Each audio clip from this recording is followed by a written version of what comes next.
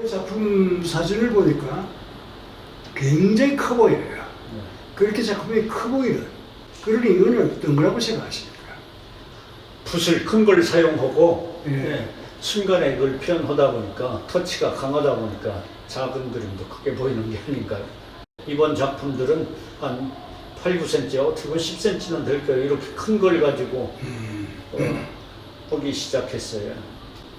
그러다 보니까 그러니까 이 터치가 붓의 굵기에 따라서 크게 나오고 또 그것이 그 큰 100호짜리도 뭐 어떻게 보면 한 10분도 안 걸리는 사이에 순간에 뭐 한 번 그 큰 붓에 붙이면 그걸로 화면을 다 거의 그려야 이 목 흐름도 나오고 붓에 예. 그 갈필이라든가 농담이 그렇죠. 같이 어우러져. 예. 일필휘지다. 예. 이렇게 이야기를 해야 되는데 그게 그렇게 말처럼 쉬운 게 아니란 말이에요. 그러니까 오히려 사건을 천천히 이렇게 그리는 거는 그리는데 근데 그렇게 과감하게 이렇게 대시를 할 수 있는 그런 건 어떤 뭐 그 마음가짐이라고 생각합니까?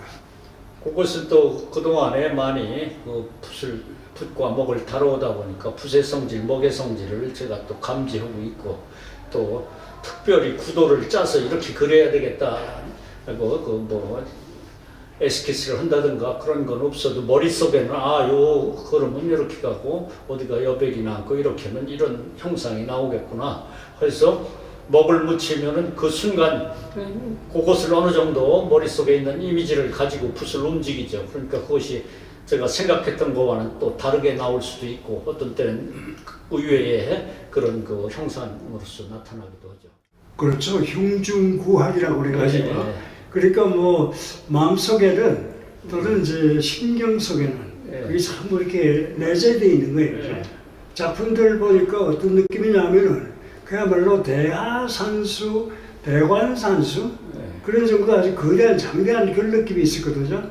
제가 그 대만에 유학할 때 그 유국송이라는 사람이 그 선생님이죠. 우리보다 한 세대 지금 90 정도 되셨는데 그 양반 그림이 보니까 큰 필목의 움직임인데 당신의 그림이 그 염원을 따지는데 법관의 계산 행여도에서 이걸 따왔다 해서 그걸 큰 터치를 하는 걸 그런 데서 저도 영향을 받다 보니까 또 처음에는 그런 그 붓터치나 작은 그림에서의 그런 것도 많이 연습도 하고 그려도 보고 하다 보니까 이제 그 큰 붓을 활용하게 된 거죠. 그렇군요. 그래서 또 저는 그 대관산수 그 북송시대의 그런 그림들은 또 세밀하게 부벽준이라든가 이걸 하면서 그렸어도 그 거대한 맛이 보이는데 저는 또 저렇게 큰 붓으로 한다고 해서 그런 맛이 또 어우러지지는 덜하는 것 같아서 항상 고민이죠. 야. 그래서 또 남송시대의 마원이나 하교 같은 어떻게 보면 또 붓터치는 그들 붓터치인데 그들의 그 마원 하교의 그런 바위라든가 그런 그 부벽준 이런 것도 흉내도 내봤는데 그건 너무 또 강직하고 해서 예. 그 종이가 나오면서 이제 그 남송 시대의 그런 예, 번짐이라든가 그런 그 발목 현상을 또 많이 활용을 했죠. 지금 많은 작품들이 물을 기준으로 하고 있는데 그죠? 예. 말하자면 아까 마하파라든가 법관이라든가 안발 같은 그런 생각으로 이렇게 물을 선택을 하실 건가요? 아니면은 상례적으로 어떤 물에 대한 어떤 동경 그동안 같은 거? 뭐 산수하면 산과 물인데 주로 그것도 물을 즐겨 그렸는데 이번 전시 주제는 수무 상형이라는 그런 문구를 보고 물은 형상이 없다. 형상이 없으면서 어디에 치우쳐도 또 형상을 만들면서 또 흘러가고 이것을 주제로 한번 그려보자 해서 이번에는 그 물을 주제로 해서 그렸는데 어떤 것은 물이 아닌 것도 같고 그려놓고 보면은 나는 물이라고 그렸는데 그래서 그 선종이 중국 사상계를 집어야 하면서 또 그 산수화야 저는 그 시조라고 할 수 있는 그 형오 같은 사람은 아예 산 속에서 움막을 짓고 거기에서 수행을 하면서 그림을 그렸는데 그 형오의 말 중에는 자기가 소나무를 수만 번을 그렸더니 그때 소나무 성정을 알게 돼서 소나무가 되더라.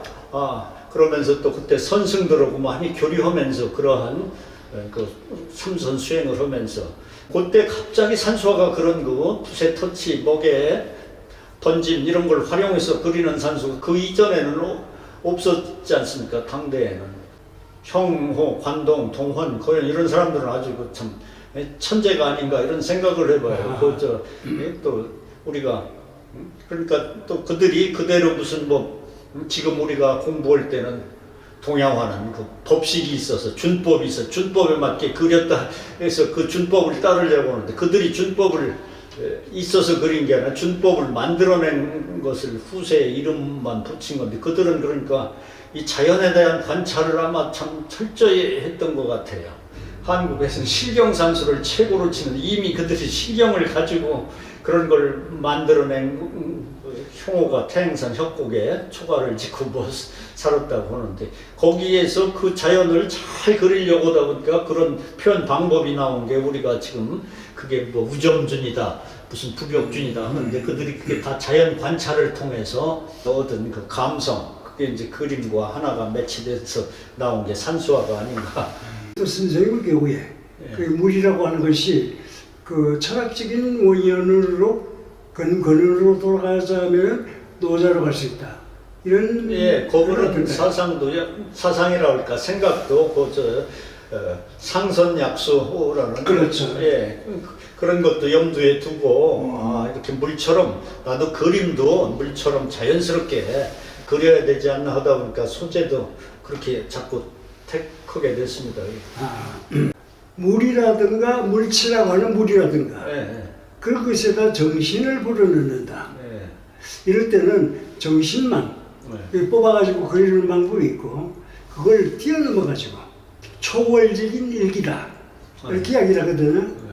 어렴풋한 그런 형상은 내 머릿속에서 그리면서 그리고 풍생수기 바람이 물을 일으킨다 뭐 이런 말도 붙였는데 그런 데서 좀 그 영감이라고 할까 그런 그 뭐 느낌을 가지고 그리려고 하죠. 깨달음의 실학화.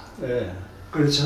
근데 깨달음이라고는 어떻게 뭐 현실적인, 실질적인, 체험적인 그런 것에 연관이 그래서 저도 이제 그 이 수목화 우리가 동양미술사, 중국미술사 보면 맨 첫머리 나오는 게 동양회화는 노장사상과 선종사상에 이런 얘기는 나오는데 제가 공부할 때도 아니 이 사상이 어떻게 그림이 그려지나 그런데 거기에 대한 얘기는 전혀 없고 항상 그런 말은 있어서 이제 제가 수목화를 전공을 하고 또 동국대를 다녔고 그러다 보니까 선종과 그런 관계 또 제가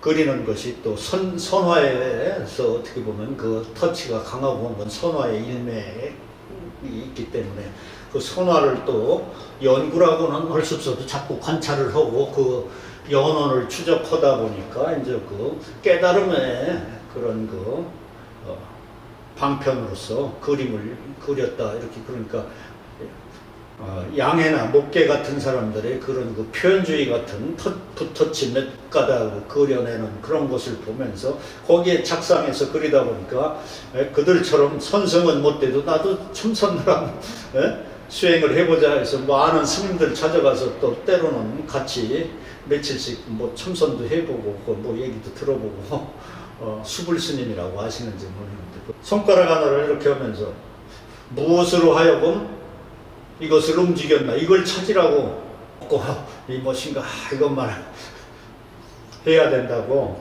그럴 때 그래서 이제 그 뭐 그렇다고 해서 제가 무슨 옛날 선승들처럼 무슨 깨달아서 오도성을 하고 이러는 건 아니어도 그래서 그 맑고 고요한 그 상태까지는 한번 가본 경험이 있어서 그런 게 아닌가 이런 생각만 하죠.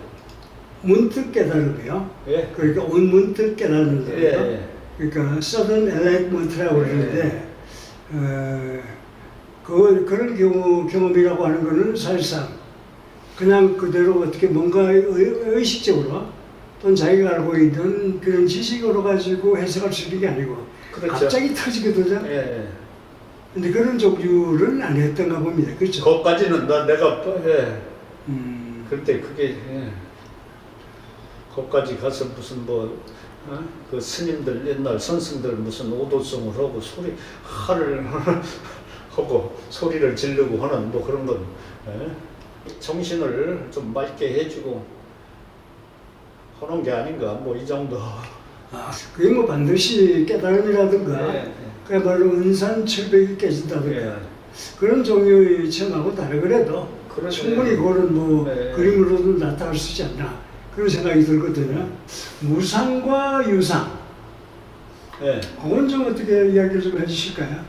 수무상영이라는 그 주제로 하려고 그림을 시작을 했는데 40년 전 대만 유학할 때 장대천이 무방원 해서 전시할 때 보면서 내가 나도 이런 그림 한번 그려봐야지 생각했던데 그 우학대에서 화두를 만들고 그리다 보니까 형상, 수무상형 주제가 아니라 이 형상을 있는 걸 내다 보니까 뭔가 좀 제목도 바뀌어야 되겠고 그래서 몇 점은 저 색깔도 들어가고 그래서 형상, 색이 있는 그래서 또 어떻게 보면 색분리공, 홍분리색 색깔이 다 무상이나 유상이나 거기가 아닌가 형상.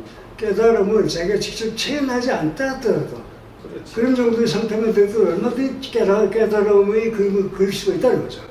그렇죠. 또 어떻게 보면 다 그리는 사람들이 깨달음이 있어서 자기 느낌이 있어서 그리는 거지 어떤 사람들은 맞습니다. 예, 그렇게 생각하지 있고 산정 서세욱이라는 분이 그때 40대에 전시를 하면서 부록에 나이 지난 지가 몇 년이 됐고 세계를 여행한 지가 뭐 지구를 몇 바퀴 돌고 책을 읽은 게 몇천 권이 박물관을 뭐 본 게 한데 눈에 들어오는 명화는 명작은 얼마가 안 되더라 이런 내 지금도 그 카탈로그 있어요. 그래서 그 얘기를 하면서 나도 40대 되면 저렇게 되나 했더니 나는 70이 넘어도 아직까지 항상 맥히고 미혹한 게 많더라. 그냥 예술의 바다는 끝이 없는 것 같더라. 그냥 헤매고 있다 그런 얘기를 했는데 화음 폭포요.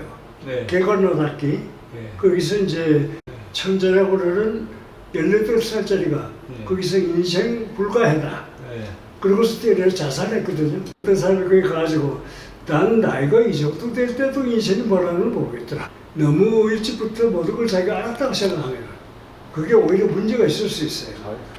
언제나 모자란다, 언제나 쳐본다, 그리고 언제나 배운다 이런 생각으로 하니까 앞으로도 아마 굉장히 좋은 작품들이 나올 거예요. 지금 그 정도의 망가짐이라면.